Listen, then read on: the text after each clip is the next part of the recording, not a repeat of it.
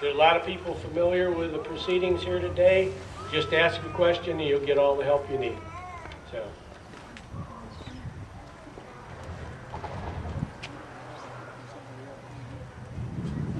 The St. Louis Historical Society is 12 years old. We started in June of 1996. We started back in Mill Street. It was our first home, 119 Mill Street. And that was a facility that needed a lot of repair, and our volunteers went in and made a museum out of it. But people that organized the society in the beginning always had hopes and dreams that this depot would become available as our home and as our museum. So in about 1999, it did become available. And again, a transfiguration took place. Volunteers came in and cleaned up just an atrocious mess, painted, cleaned, organized, and donations started coming in. We started getting a lot more items for display, and you'll see a lot of them today. You'll see most of them today, in fact.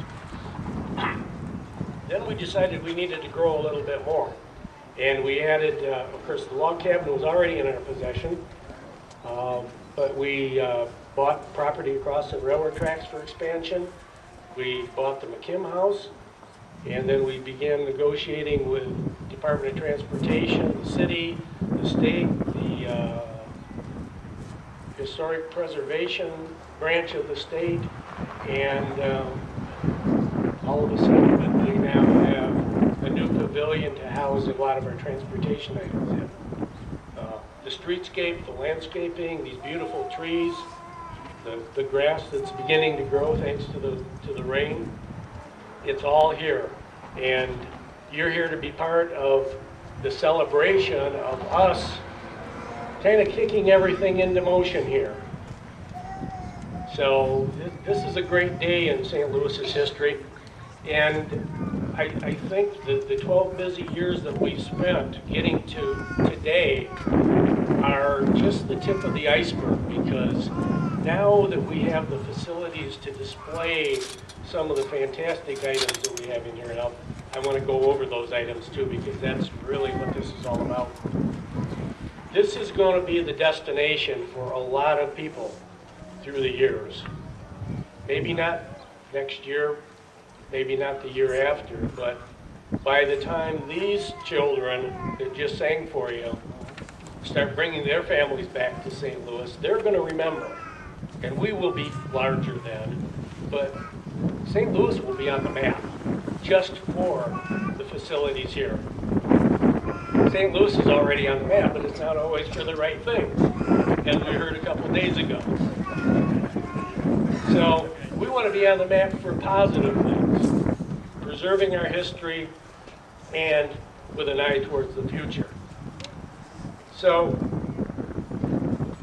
one of the, I guess, two things that I want to mention before, well, I'm going to talk about the pavilion first. In the transportation pavilion, we have 5 major items. And these items are the 1917 Republic truck. Probably at the time that we received it in 2003 at the Sesquicentennial for St. Louis, it was one of 3 Republic trucks of 1917 vintage that was running in the world. The other 2 were in Europe. So that's a pretty special thing. Okay? We also have the big wheel bike. Again, buy a program and you'll be able to remember all of this. Big wheel bike, we believe, was owned by Mr. Lowry that ran the Telegraph in St. Louis. He lived at 219 Pine Street and operated the Telegraph at the Conery. As most of you know it, a lot of you don't. Jan's Pizzeria, the American Transfer Building is what it was officially called. But he ran that Telegraph. We have pictures of him, and there are pictures around the community showing him riding a bike just like the one hanging from the rafters in there. So that's a special item. There aren't many of those around. The thrashing machine.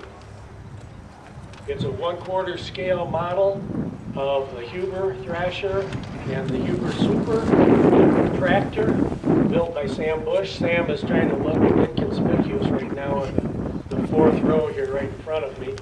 But Sam built that. Sam is a dedicated individual. He's persistent. It took him 10 years to build that.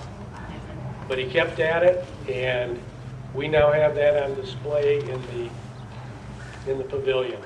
We have another item that was the result of a lot of handcraftiness by Jerry Powelson.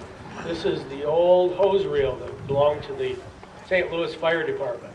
It was preserved by former Chief Bernard Leahy.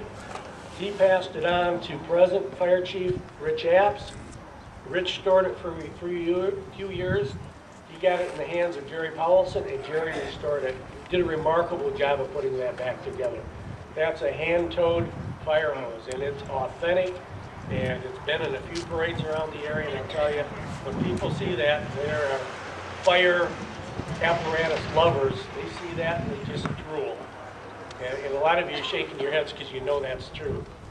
The last item that's in there is our most recent purchase, and it's one that the community came together in 2006, and we were able to raise a little over $6,000 to purchase this Indian dugout canoe.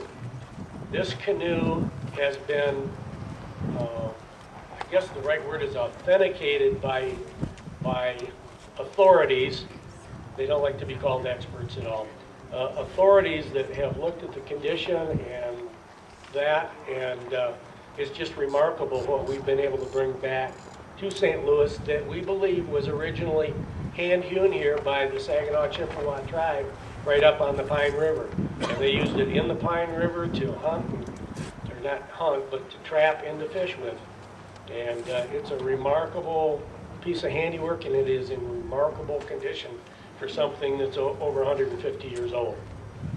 I don't think there's anybody out here that's in that category. Okay, so 5 items, and as far as I'm concerned, they're one-of-a-kind items.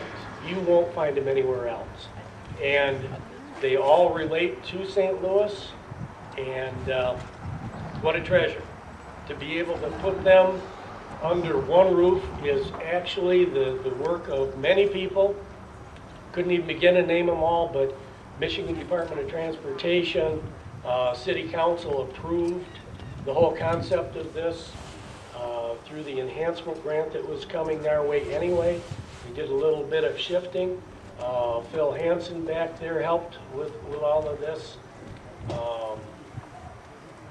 I just, too many people, but that's what the society is all about.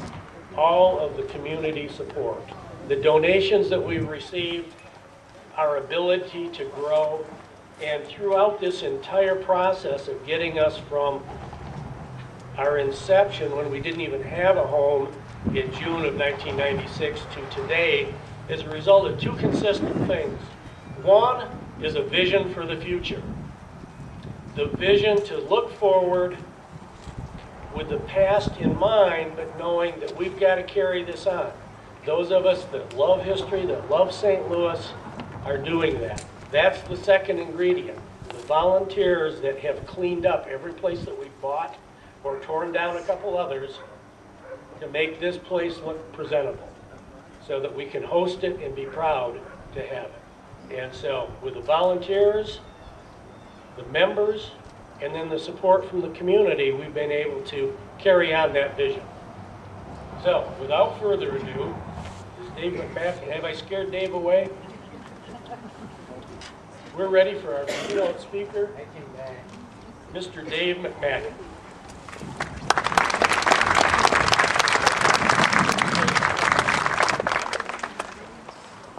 Well, there's some perks of being the keynote speaker. One, you get a free program, and you get to stand in the shade.